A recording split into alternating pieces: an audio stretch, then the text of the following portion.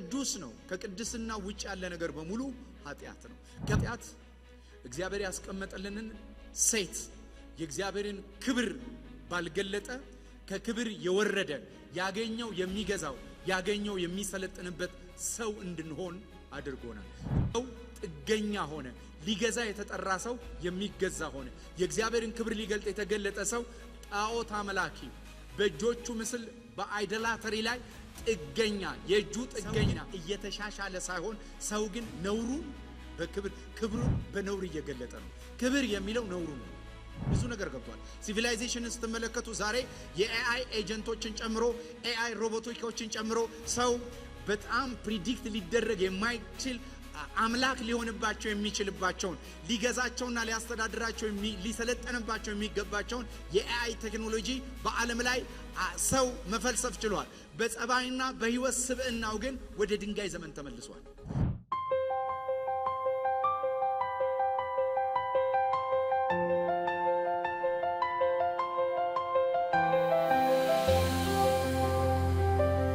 በነገረ ድነት ትምህርቶቻችን ውስጥ ልናያቸው የሚገቡ መሰረታዊ ነገሮችን ባለፈው ሳምንት የነገረ ድነት ማውጫችን የሮሜ መጽሐፍ ነው። የሮሜ መጽሐፍ ምዕራፍ 5 ከ9 እስከ 10 ያለውን የእግዚአብሔርን ቃል የመጽሐፉ ሁለት አካፋይ ሐሳብ ያለው እዚህ ጋር ነው ብለናል። ስለዚህ ይልቁኑ እንግዲህ አሁን በደሙ ከጸደቅን በእርሱ ከቁጣው እንድናለን። በደሙ ከቁጣው እንድናለን። ጠላቶች ሳለን ከእግዚአብሔር ጋር በልጁ ሞት ከታረቀን ይልቁንም ከታረቀን በኋላ በሕይወት እንድናለን። በደሙ እንድናለን፣ በሕይወት እንድናለን። በአንድ ጌታ ድነናል፣ ግን በሁለት ስራዎቹ ድነታችንን ሕያው አድርጎታል።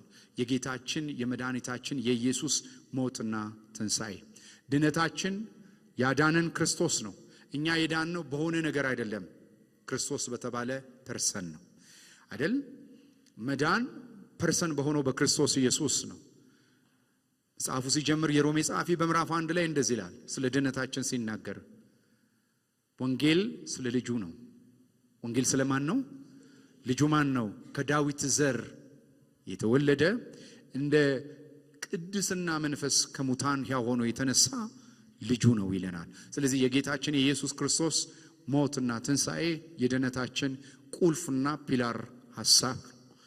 በዚህ ክፍል ላይ በምንመለከትበት ሰዓት ላይ ይህንን የነገረ ድነት ማውጫዎችን አውጥተናል። በነገረ ድነት ውስጥ ልናያቸው የሚገቡ ነገሮችን አይተናል። አንደኛው በሞቱ ድነናል የሚለው ወይም ደግሞ በጌታችን በኢየሱስ ክርስቶስ ደም ያለውን ድነት አመልካች የሆነውን ቃል እንመለከታለን። በደሙ ያለውን ድነት የሚያመለክቱት በሞቱ መዳን የችሎት መዳን ይባላል፣ ወይም ጁዲካል ሳልቬሽን ወይም ደግሞ በእግዚአብሔር የፍርድና የፍትህ መድረክ ውስጥ ያገኘነው ድነት ይሆናል። ዛሬ የድነት አስፈላጊነት፣ ድነት ለምን አስፈለገ ወይም ከምንድን ሄዳን ነው? ከኃጢአት። ዛሬ ኃጢአትን እንማራለን። ስለ ኃጢአት እንማራለን። ኃጢአት ትምህርት ያስፈልጋል። ስለ ኃጢአት ለምን ከምን እንደዳንን ካላወቀን ከባድ ስለሚሆን ኃጢአት ምንድን ነው? ዛሬ እሱ ላይ ጊዜ እንወስዳለን። ከዛ የድህነት ብይናችን መጽደቅ ይባላል። ሰዓታችንን ለመቆጠብ ማውጫውን በደረስንበት እንደርስበታለን። ኃጢአት ምንድን ነው? ኃጢአት ምንድን ነው? አሁን ባለንበት ዘመን በ21ኛው ክፍለ ዘመን ውስጥ የኃጢአት ትርጉም በጣም በሚያዛባ እና በተወሳሰበ መልኩ ሰዎች ሲገልጡት እንመለከታለን። አንድ ነገር ግን በጣም እርግጠኛ መሆን አለብን። ሲሶ መላእክቶችን ከሰማይ ይዞ የወረደው ኃጢአት ነው። ስለ ኃጢአት ያለን ግንዛቤ ሲሶ መላእክቶች በኃጢአት ምክንያት ከሰማይ እንደወረዱ ዛሬም ኃጢአት የሚለው ትርጉም አልተለወጠም። ለምን? የኃጢአት ትርጉም ያለው ዘመን ውስጥ ሳይሆን ፐርሰን ውስጥ ነው። ፐርሰን ውስጥ ነው፣ ወይም እግዚአብሔር ጋር ነው ያለው። ስለ ኃጢአት ያለን ትርጉም እቺን ቃል ያዙና እዚች ቃል ላይ ነው ዛሬ የምናገረው። የሚቀጥለው ሳምንት የቃል ፍቺ ከደረስንበት እናያለን። ኃጢአት ምንድነው? በብሉይ ኪዳን እና በአዲስ ኪዳን ያሉት የቃል ፍቺዎች ላይ እገባለሁ። ግን አንድ ነገር ልንገራችሁ። ዛሬ ለኃጢአት ያለን አመለካከት ዝቅተኛ የሆነበት አንዱ ምክንያት ለእግዚአብሔር ያለን ክብር ዝቅተኛ ስለሆነ ነው። ለእግዚአብሔር ያለን ክብር ዝቅተኛ ከሆነ ለኃጢአት ያለን መልከታ ዝቅተኛ ነው የሚሆነው። ምክንያቱም ኃጢአት የሚታወቀው በእግዚአብሔር ክብር ዕውቀት ውስጥ ነው። ኃጢአትን ኃጢአት ያለ እግዚአብሔር ብቻ ስለሆነ የኃጢአት መስፈርት እግዚአብሔር ጋር ስላለ፣ ስለዚህ ሰዎች ስለ እግዚአብሔር ባለን ዕውቀት በጨመርን ቁጥር ስለ ኃጢአት ያለን መረዳት ይጨምራል። ኃጢአትን ቁጭ ብለን ስላጠና ነው አይደለም እንጨምረው። ስለ እግዚአብሔር ክብርና ስለ እግዚአብሔር ቅድስና ባለን ዕውቀት ያደገን ስንሄድ ስለ ኃጢአት ያለን ዕውቀት ይጨምራል። እቺን እንዳትረሱ። ዛሬ እዚህ ላይ ነው ማወራው። ስለዚህ ኃጢአት ያለን አመለካከት ዝቅተኛ የሆነበት አንዱ ምክንያት ለእግዚአብሔር ያለን ክብር ዝቅተኛ ስለሆነ ነው። መጽሐፍ ቅዱሳችን ይህንን ቃል ያገኘሁትና ይህን ቃል እንድናገር ምክንያት የሆነኝ የኢሳይያስ መጽሐፍ ምዕራፍ 6 ከ1 እስከ 5 ያለ ምልከታ ነው። ንጉሥ ኦዚያን በሞተበት ዓመት እግዚአብሔር በረጅምና ከፍ ባለ ዙፋን ላይ ተቀምጦ አየሁት። የልብሱም ዘርፍ መቅደሱን ሞልቶት ነበር። ሱራፌልም በእርሱ ላይ ቆመው ነበር። ለእያንዳንዱም 6 ክንፍ ነበረው። በ2 ክንፍ ፊቱን ይሸፍን ነበር፣ በ2 ክንፍ እግሮቹን ይሸፍን ነበር፣ በ2 ክንፍ ይበር ነበር። አንዱ ለአንዱ ቅዱስ ቅዱስ ቅዱስ የሰራዊት ጌታ እግዚአብሔር ምድርን ሁሉ ከክብሩ ተሞልታለች እያሉ ይጮሁ ነበር። የመድረኩም መሰረት ከጨዋዮች ድምጽ የተነሳ ተናወጠ፣ ቤቱም ጢስ ሞላበት። እኔም ከንፈሮቼ የረከሱብኝ ሰው በመሆኔ ከንፈሮቹ በረከሱባቸው ሕዝብ መካከል በመቀመጤ ዓይኖቼ የሰራዊት ጌታ ንጉሡን እግዚአብሔርን ስላዩ ጠፋሁኝ፣ ወየውልኝ አልኩ። ከሱራፌሉም አንዱ እየበረረ ወደ እኔ መጥቶ በእጁም ከመሠዊያ በጉጠቱ የወሰደውን ፍም ነበረ። አፌንም ዳሰሰበት፣ እነሆ ይህን ከንፈሮችን ነክቷል፣ በደልህም ከአንተ ተወገደ፣ ኃጢአትም ተሰረየልህ አለኝ ይላል። ለኃጢአት ስርየት ዕውቅና ከመስጠቱ በፊት በመጀመሪያ የኢሳይያስ ጩኸት ኃጢአተኛ ነኝ ብሎ እንዲጮህ አድርጎታል። የኢሳይያስ የኃጢአተኝነት ጩኸት ከእግዚአብሔር ክብር ማየት ጋር የተገናኘ ነው። ለዚህ ነው የእግዚአብሔር ክብር ዕውቀታችን ነው ስለ ኃጢአት ያለንን ዕውቀት የሚጨምረው። ኦዚያን ንጉሥ ኦዚያን የዳዊት አጎት እንደሆነ ይነገራል። ለ50 ዓመት እስራኤልን በብልጽግና የመራ በፖለቲካ በሀብት ያረጋጋና ብዙ ሀብትና ባለጠጋ ከተማይቷን ያደረገ ታላቅ ሰው ነው። በሞራል ግን ኢሳይያስ ኦዚያን በሚገዛበት ሰዓት በሞራል ግን እስራኤል የወደቀችበት ጊዜ ነበር። ኦዚያን ሲሞት አገርም የሚጠፋ አገርም የማይለማ ነበር የመሰላቸው። ምርኩስ ሲወሰድ ሰማይ ተገለጠ። ለ50 ዓመት የነበረውን መመኪያ፣ ምክንያቱም መጽሐፍ ቅዱስ ስናነብ ኤርሚያስ የካህናትን ቋንቋ ነው የሚናገረው። ካህን ነው፣ ክህነት ውስጥ ነው ያደገው። ኢሳይያስ አብዛኛው መልእክቶቹ የነገስታት ቋንቋ ናቸው፣ የቤተ መንግስት ቋንቋ ነው ያለው። ለምን? ቤተ መንግስት ያደገ የቤተ መንግስትን ቋንቋ የሚናገር ሰው ነው። አንድ ቀን ግን እግዚአብሔር በመንፈስ ኢንካውንተር አደረገው። የእግዚአብሔር ህልውናና የእግዚአብሔር መገኘት በኢሳይያስ ሕይወት ውስጥ መምጣት ጀመረ። ከዛ በኋላ ረጅምና ከፍ ባለ ዙፋን ላይ ያየው። ስለዚህ የመጀመሪያ የተገለጠው የእግዚአብሔር ማጀስቲ ነው፣ የእግዚአብሔር ዙፋን ነው። የኦዚያን ዙፋን አብቅቷል። አሁን ሌላ ዙፋን መጥቷል። ኦዚያን በዙፋኑ ላይ የለም፣ ግን በረጅምና ከፍ ባለው ዙፋኑ ላይ የተቀመጠ እግዚአብሔርን አየው። ከኦዚያን በላይ የሆነውን አየ። እያገለገለ ያላየውን፣ እየወጣና እየገባ ያልተመለከተውን እግዚአብሔርን በረጅምና ከፍ ባለው ዙፋኑ ላይ ተቀምጦ አየሁት ይላል። የመጀመሪያው ነገር እግዚአብሔርን በትሮኑ ላይ በዙፋኑ ላይ ተቀመጠ። ኃጢአትን ሰው ለመረዳት የእግዚአብሔርን ዙፋን መረዳት አለበት። እግዚአብሔር በዙፋኑ ላይ እንዳለ ማወቅ አለበት። እግዚአብሔር በዙፋኑ ላይ ሰው አንደርስታንድ ካላደረገ ሰው ለኃጢአት ያለው ምልከታ ኮምፕሮማይዝ ይደረጋል። እግዚአብሔር በዙፋኑ ላይ ነው። እግዚአብሔር ሕያው ነው። እግዚአብሔር ያያል። እግዚአብሔር ይመለከታል። እግዚአብሔር ልብን ይመረምራል። እግዚአብሔር በዙፋኑ ላይ ነው። ሰው ባላየን ሁኔታዎች ባላዩን ጊዜ እግዚአብሔር ግን በዙፋኑ ላይ ተቀምጧል። ዙፋን የጀስቲስ ምልክት ነው። ዙፋን ራይት እና ሮንግ ለማለት ምልክት ነው። ወንበር ነው። ስልጣን ነው። ትሮን ነው። ስለዚህ እግዚአብሔር በዙፋኑ ላይ የተቀመጠ አምላክ ነው። ስለዚህ የመጀመሪያ አይኖቻችን ሲከፈቱ በእግዚአብሔር ፊት መመላለስ ስንጀምር፣ በእግዚአብሔር ክብር ስንመላለስ፣ ወገኖች ወይ ይሄ የደቂቃ የመገለጥ ሕይወት አይደለም። ሁሌ እግዚአብሔር በፊታችሁ ተገልጦ ማየት ይሁንልን። ተገልጦ ስንመለከተው በዙፋኑ የተከበረ የተፈራ ሁሉን የሚመለከት አምላክ መሆኑን እንመለከታለን። በዙፋኑ ላይ የተቀመጠ እግዚአብሔር በረጅምና ከፍ ባለ ዙፋን ላይ ተቀምጦ አየሁት። በማይለካ በማይወዳደር ከዚህ በፊት አይቶት በማያቅ ፓላስ ውስጥ ባልነበረ ዙፋን ላይ እግዚአብሔርን አየው። አሁን ሳሉት ይሄ ሰውዬ ዙፋን ያውቃል፣ ነገስታቶችን ያውቃል። ይሄ ዙፋን ግን ይለያል። ረጅም ነው፣ ከፍ ያለ ነው። ረጅምና ከፍ ባለ ዙፋኑ ላይ እግዚአብሔርን አየሁት አለ። የልብሱም ዘርፍ መቅደሱን ሞልቶት ነበረ። ፕሬዘንሱ የለበሰው ልብስ ምንም እንዳይታይ ተሸፍኗል። ኢሳይያስ ምንም ማየት አልቻለም። እግዚአብሔር ከተቀመጠበት ቀጥሎ ልብሱ ላይ ያለው ጋርመንቱ ከቨር አድርጎታል። ቦታው በዚህ ተሞልቷል። አያችሁ ማጀስቲው ረጅም ነው። የሚያስፈራ ዙፋን ላይ ነው ያለው። ቤቱ ደግሞ በልብሱ የተሞላ ንጉስ ነው። የልብሱም ዘርፍ መቅደሱን ሞልቶት ነበር ይላል። ሱራፌልም ከርሱ በላይ ቆመው ለእያንዳንዱም 6 ክንፍ ነበረው። በ2 ክንፍ ፊቱን ይሸፍን ነበር፣ በ2 ክንፍ እግሮቹን ይሸፍን ነበር፣ በ2 ክንፍ ይበር ነበር። አንዱም ለአንዱ he is holy, his majesty, his glorious ከልባችንና ከሐሳባችን ይልቅ ታላቅ ነው እያሉ መላእክቶች ያደንቁታል። አብረው እየዋሉ ያለመዱት በእግዚአብሔር ዩኒክነስ በእግዚአብሔር አይለመድ ማንነት ውስጥ እሱ ብቻ አይደለም ከሱ ጋር የነበሩ መቼ እንደጀመሩ አገልግሎት የማይታወቁ ግን ፍጡር የሆኑ አገልግሎታቸው ለረጅም የቆሙ መላእክቶች አሁንም በማይለመድ ክብር ፊታቸውን ሸፍነው ቅድስናውን ማየት ስለማይችሉ ክቡር ይሉታል። እግዚአብሔርን ድንቅ ነህ ይሉታል። አንተ ትልቅ ነህ፣ አንተ ዩኒክ ነህ፣ አንተ ከማንም ጋር ልትመሳሰል አትችልም። you are so holy, you are majesty, you are glorious ይሉታል። ኦ ሃሌሉያ። ከዛ በኋላ እኔ ሁሌ የሚገርመኝ የመላእክት መዝሙር ይሄ ነው። ቅዱስ እያሉ አይሰለቹም። መንፈስ ስለሆኑ ላይ ሰለቹ ይችላሉ። ሁሌ ባሁን ጊዜ ውስጥ ያለ ታይም ኮሪደር ሊያመልኩ ያለ ስፔስ እና ያለ ታይም ሊያመልኩ ይችላሉ። ግን የእግዚአብሔር አይለመድ ማንነቱ፣ የእግዚአብሔር ሆሊነስ፣ የእግዚአብሔር ቅድስና፣ የእግዚአብሔር ትራንሰንደንታልነት፣ የእግዚአብሔር ትልቅነት ይሄ ማንነት ማየት ሲጀምር እግዚአብሔር ብርሃን አይደል ሪፍሌክት አደረገ። በዚህ በብርሃኑ ሲቀመጥ ይሄም ብርሃን ማየት ሲጀምር ወዲያው ራሱን ማየት ጀመረ።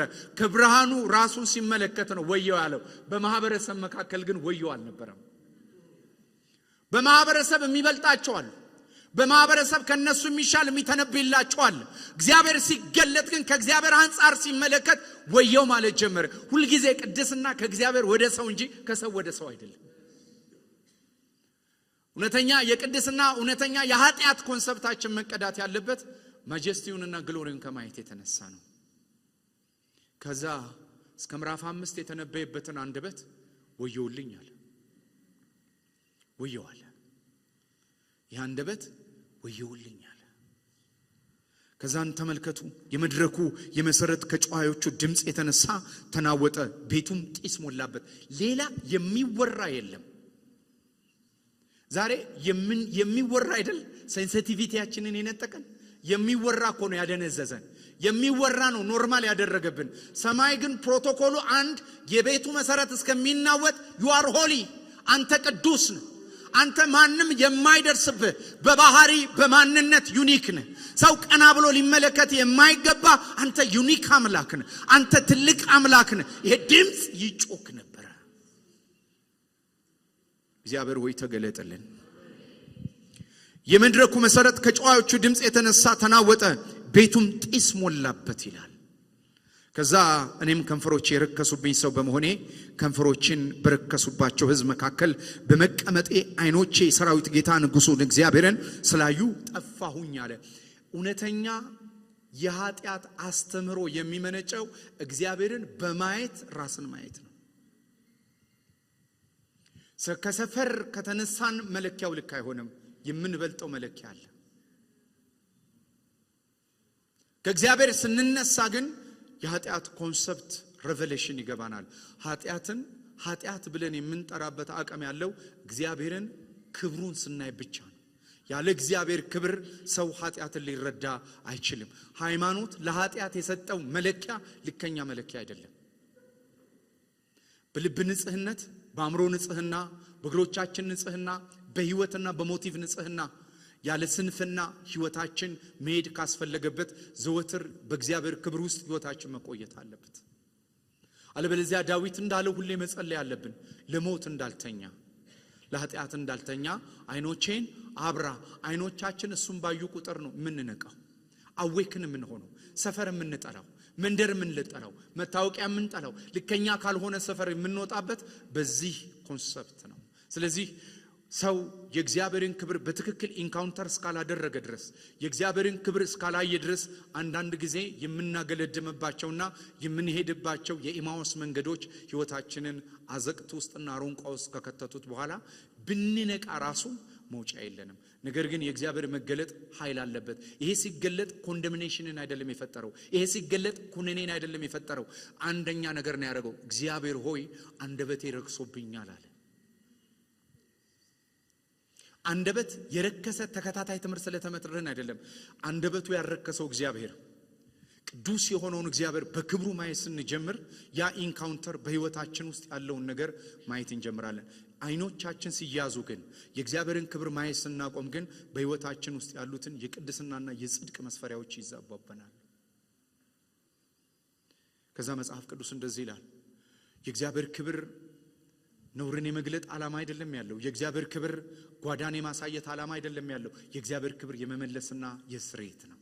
ከዛ በኋላ አንደበቴን ወሰደና ይላል ምን አደረገበት? በሳት። ከዛ በኋላ ምን እንዳደረገው ታውቃላችሁ? በአንደበቱ ላይ ያለውን ኃጢአት ስርየት አካሄደ። እግዚአብሔር ሁሌ ሲገለጥ ኃጢአትን ብቻ አይደለም የሚገልጠው፣ ለስርየት ያዘጋጀውንም በጋብሮት ይገልጠዋል። ኃጢአትን ማወቅ በራሱ ሞት ነው። ኃጢአትን ማወቅ በራሱ መግደያ ነው። ሰው በህግ በኩል ኃጢአትን ያውቃል፣ በህሊና በኩል ኃጢአትን ሊያውቅ ይችላል። በእግዚአብሔር ክብር መገለጥ ውስጥ ግን ኃጢአትን ሲያይ ወዲያው በጉንም አብሮ ነው የሚያየው። የኃጢአት ማስተሰሪያ የሆነውን የእግዚአብሔርንም ሬሜዲ ያያል። እግዚአብሔር ተገልጦ ሁልጊዜ እግዚአብሔር ሲገለጥ ችግርን ነግሮ የሚሄድ አምላክ ብቻ አይደለም፣ የችግሩንም መፍትሄ እዛው ነግሮ ነው የሚሄደው። ሲገለጥ ጓዳውን አየ፣ at the same time ደግሞ ሲገለጥ መድኃኒቱን አየ።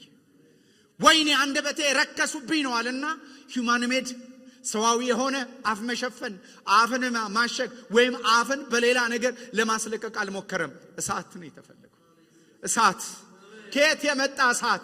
ከየት ነው የመጣው? ከመሰዊያ፣ ከመስዋዕት፣ ከታረደ በግ ለመስዋዕትነት በነደደ ለመስዋዕትነት በቀረበ ለኃጢአት ስርየት ከቀረበ ከዛ የመጣ ከጉጠቱ የወጣ እሳት ነው። ነገሩ የመጣበት ቦታ ነው። ይሄ እነ ናዳብ ያመጡት የሰፈር እሳት አይደለም። ሰው ያነደደው እሳት አይደለም። መሰዊያ ላይ ለኃጢአት ስርየት የነደደ በምልክትነትና በጥላነት ሊመጣ ያለው ኢየሱስ የኃጢአት ማስተሰሪያ ሆኖ መገለጡን የሚያሳይ ነው። አሜን። አያችሁ፣ ሁለት ነገሮች ሁሌ ሚዛን ይፈልጋሉ። ሰው በህይወቱ ላይ ያለውን ጉድለት ካላየ ወደ እግዚአብሔር አይመጣም። ሰው በህይወቱ ላይ ያለውን ጉድለት አይቶ ደግሞ ወደ መስቀል ካልመጣ ስቲል መድኃኒት የለውም። ሙሉ ፓኬጅ ነው የምታዩት። እግዚአብሔርን ረጅምና ከፍ ባለ ዙፋን ላይ አየሁት ይላል።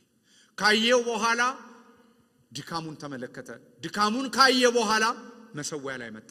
ከመሰዊያው ጉጠት ተወስዶ ተሰረየልህ የሚል ቃል ትመለከታላችሁ። ስርየት። አያችሁ፣ ሃይማኖት ብዙ ጊዜ የኃጢአት አዌክነስን ይሰጠንና የክርስቶስ ኢየሱስን የማዳን ሥራ ይደብቅብናል።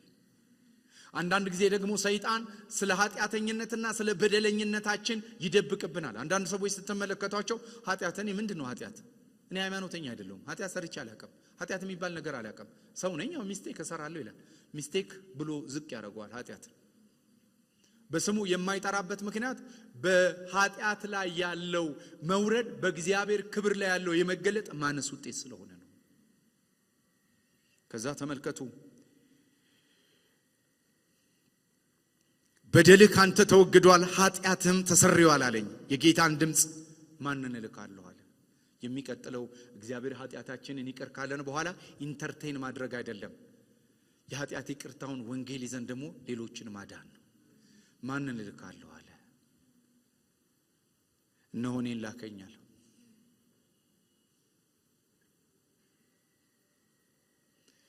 ኢየሱስ ክርስቶስ ይህን ቃል ጠቅሶታል።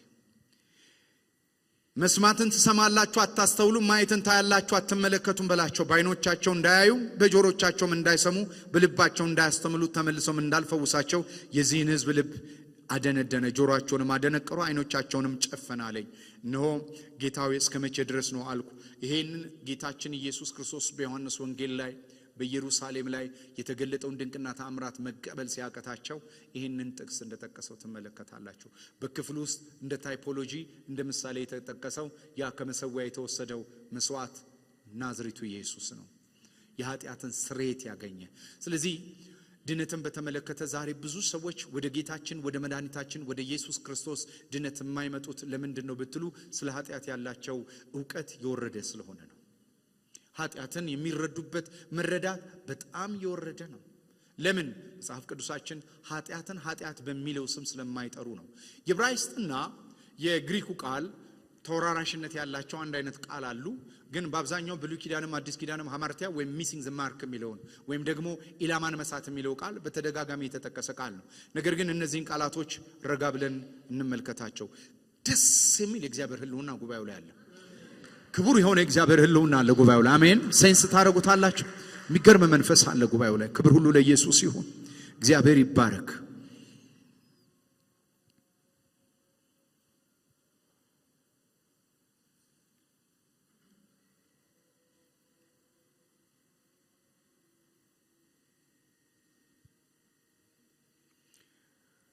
የመጀመሪያው ሀጣን የሚለው ከዚህ ሆነ የመጣው አላውቅም። አማርኛው ሀጣ የሚለው የዕብራይስጥ ቃል ካታ ግብን መሳት ወይም ኢላማን መሳት የሚል ትርጉም አለው።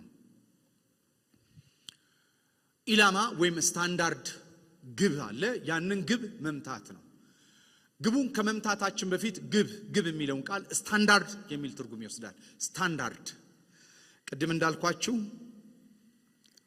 በዓለም ላይ አንዳንድ ትርጉሞች ስታንዳርዳቸው ተወስዷል። ለምን? እውነት ትሩዝ ወይም ስለ አንድ ነገር ያለ እውነታ ሰዎች በተለያየ መልኩ ሊተረጉሙት ይችላሉ። አንደኛው አንጻራዊነት ነው፣ ሪላቲቪዝም ነው። ኃጢአትን በትክክል ሰዎች እንዳይረዱ የኃጢአት ስታንዳርድ ሐማርቲያ ወይም ካታስ የምንለውን ሀጣ የሚለውን ቃል እንዳንረዳ ሰዎች ስለሆነ ነገሮች ያላቸው መረዳት አንጻራዊ መሆኑ አንድ ነገርን በአብሶሉት ወይም በቋሚነት እንዳንረዳ ምክንያት ሆኗል። ይሄ ሪላቲቪዝም የምንለው ወይም የዚህ የፖስት ሞደርኒዝም አሁን ያለንበት ዘመን አንዱ መገለጫ ነው። አሁን ብዙ ነገር አይታችኋል። አንድ ነገር እውነተኛ የሆነ ወይም ወጥ የሆነ ሀቅ ለመናገር በጣም ከባድ የሆነበት ጊዜ ነው። ብዙ ሰው የየራሱ እውነት ያለበት ጊዜ ነው። ሰው የየራሱን እውነት ይዞ የሚሄድበት ነው። ለአንዱ እውነት ለሌላው ውሸት ነው፣ ለሌላው ውሸት ለሌላው እውነት ነው። ሁሉ ጊዜ ግን እንደምናገረው እውነት ሰው እጅ አይደለችም። እውነት እኔ ነኝ እንዳለ እውነትን እግዚአብሔር እጅ ነው ያለው። ኃጢአትን በትክክለኛ ስታንዳርድ ለማወቅ እግዚአብሔር እኔ ቅዱስ ነኝ አለ። ከሱ ውጭ የሆነ ሁሉ ኃጢአት ነው ማለት ነው። አያችሁ? ስለዚህ የኃጢአት ስታንዳርድ ከተፈለገ እግዚአብሔር ቅዱስ ነው። ከቅድስና ውጭ ያለ ነገር በሙሉ ኃጢአት ነው። ከባህሪ ውጭ ከማንነቱ ውጭ ያለ ነገር በሙሉ ኃጢአት ነው። እየገባችሁ ነው ማውራው? ስለዚህ ሐማርቲያ የምንለው ወይም ሀታን የምንለው ግብ የምናወራ ከሆነ ስታንዳርድ የምናወራ ከሆነ የመጀመሪያው ስለ ኃጢአት ያለን ስታንዳርድ ምንድን ነው ብለን ስናስብ ይሄ ነው። ለዚህ ነው አንዳንድ ጊዜ ሰዎች ስታንዳርዳችን ዲቫሉዌትድ ከሆነ ማንም ሰው ምንንም ማድረግ ስለቻለ ስለ ኃጢአት ያለው ግንዛቤ የሞተ እንዲሆን የሚያደርገው እሱ ነው። የጌታ ስም ብሩክ ይሁን። ስለዚህ አንጻራዊነት ሪላቲቪዝም የፖስት ሞደርኒዝም ወይም ደግሞ የድረ ዘመናዊነት አንዱ ጣጣ ነው። በዚህ ድረ ዘመናዊነት ውስጥ አንዱ ያየነው ያለነው ትልቁ ችግር የምንመለከተው እሳቤ ይሄ ነው። ሰዎች በድረ ዘመናዊነት ውስጥ አንድ ትልቅ ካላቸው እሳቤ ውስጥ ልከኛ ካልሆነ እሳቤ ውስጥ አንዱ ምንድነው ብላችሁ ስታስቡ አሁን የነገርኳችሁ ዋነኛ መስፈርት ነው። እኔ ለግሌ የሚል እኔ ነኝ የምተረጉመው የኛ የበላይነት የኛ ትርጉም። አንድ ሀገር ስትሄዱ እንደ ባህሉ አንድ ሀገር ስትሄዱ እንዳመለካከቱ ኃጢአት ይተረጎማል። ስለዚህ አንዱ ትልቁ ችግር ይሄ ነው። ስለዚህ አንዱ ትክክልና ስህተት ኃጢአትና ጽድቅ የሚለው መስፈርት ሰው እጅ መውደቁ አንዱ ስታንዳርድ እንዳይኖር ሆኗል። ሁለተኛ ግለሰባዊ ነው፣ ሳብጀክቲቪዝም ነው። ሳብጀክቲቪዝም ግላዊነት። ዛሬ የማይናወጡ የሚመስሉ ብዙ ሴቶቻችን ተንደዋል። የማይናወጡ የሚመስሉ ብዙ ሴቶች አሉ። እነዛ ሴቶች ዛሬ ተነደዋል። በምንድን ነው የተናዱት?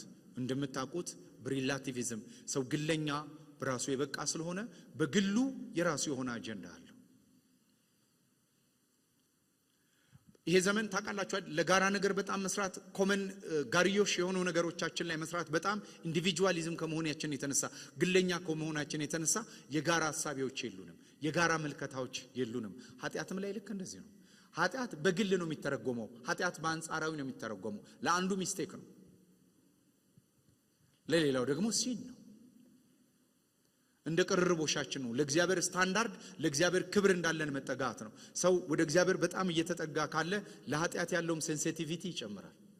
ኃጢአትን ኃጢአት እግዚአብሔር ባለበት መረዳት እንዲረዳ ያደርገዋል ማለት ነው። እና ብዙ ጠላት የሚያለማምደንና የሚያለማምዱን ብዙ ነገሮች አሉ። ግላዊና እነዚህ አንጻራዊ የሆኑ ነገሮች የሚያለማምዱንና እንድንለምዳቸው የሚፈልጉ ብዙ ነገሮች አሉ። የሚመጡት መንገድ ነው፣ ስታይል ነው፣ ቴክኒክ ነው። ይሄኛው ፋራነት ነው፣ ይሄኛው ሞኝነት ነው፣ ጅል ነው፣ ጀዝባነት ነው። በዚህ ዘመን እንዴት እንዲታስባለህ፣ እንዴት እንዲትሄዳለህ የሚል ቀደም እንዳልኳችሁ ብዙ መስፈርቶች አሉ። ግን ሰዎች ደግሞ በዛ መንገድ ላይ ሄደው የተሳካላቸው ያለሙ የበቁ የታጠቁ ሊኖሩ ይችላሉ። ኃጢአትን ኃጢአት ለማድረግ ግን ፕራግማቲክ አይደለም። አንድ ነገር በውጤቱ አይደለም ኃጢአትና ጽድቅ የሚለየው። ኃጢአትና ጽድቅ የሚለየው በፐርሰን ነው፣ እግዚአብሔር በተባለ ማንነት ነው። ፕራግማቲክ የሆነ ትሩዝን መከተል የለብንም። ፕራግማቲክ ነው ብዙ ሰው አንድ ነገር የትንፍጩ ዱቄቱን ካመጣው በውጤቱ ነው አንድ ነገር የሚተረጉመው። አንድ ነገር ውጤት ካለው ያ ነገር እውነት ነው ይላል። በፍጹም እግዚአብሔር ግን በውጤት አይለካም። እግዚአብሔር ባስፈጨንበትና ባስመዘንበት ነው የሚለካው። ሩዝ ካለው ጤፉ ላይ ቼክ ያደርጋል። ነጭ ስለሆነ አይደለም ምን አለው የሚለውን ሲፈጭ ሲመዘንና ሲደባለቅ ያየዋል። ክብር ሁሉ ለኢየሱስ ይሁን። ሶስተኛ ከሃይማኖት መርሆች ምራቅ ነው። ይሄ ሴኩላሪዝም አንዱ ትልቁ ችግር ነው። ብዙዎች ጥንታዊ መለኪያዎች መሰረቶች ሃይማኖታዊ ነበሩ። ማህበረሰቦች ከሃይማኖት ይልቅ ዓለማዊ ዕውቀት ላይ ሲያተኩሩ ሊበራሊዝም ቸርች ውስጥ ገባ። ሊበራል መሆን የሊበራል ቲቺንጎች ቸርች ውስጥ ማህበረሰባችን ውስጥ ስለገቡ ብዙ ሰው ሊበራል ነው። ስለ ኃጢአት ያለው መልከታ ሊበራል ነው። አንዳንዶቹ ሳብጀክቲቭ ነው። ሲን ምንድነው ሲን ስትሉ ሳብጀክቲቭ ነው፣ ግላዊ ነው። ለኔ ኃጢአት ግላዊ ነው። እኔም ወደዋለሁ እኔም አልወደዋለሁ። ሽንኩርትና ቲማቲም አረጋው እንደ ሽንኩርት እኔ ሽንኩርት አልወድም ይላል፣ እንትና ሽንኩርት ይወዳል። ለሱ ትክክል ነው፣ ለኔ ትክክል አይደለም ይላል። እንደ ሽንኩርት አይደለም። መለኪያው ሰው እጅ ተሰጥቶ አያውቅም። ለማህበረሰብን ተሰጥቶ አይጥቅም። እጁ ላይ ነው ያለው እግዚአብሔር። እኔ ቅዱስ እንደሆንኩ እናንተ ቅዱሳን ሁኑ። የቅድስና መለኪያ ራሱ እግዚአብሔር እጅ ላይ ብቻ ነው ያለው።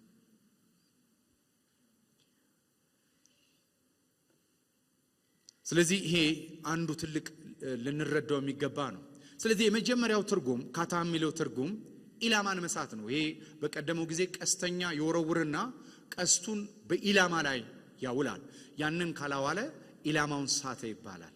ኢላማውን ሳተ ይባላል።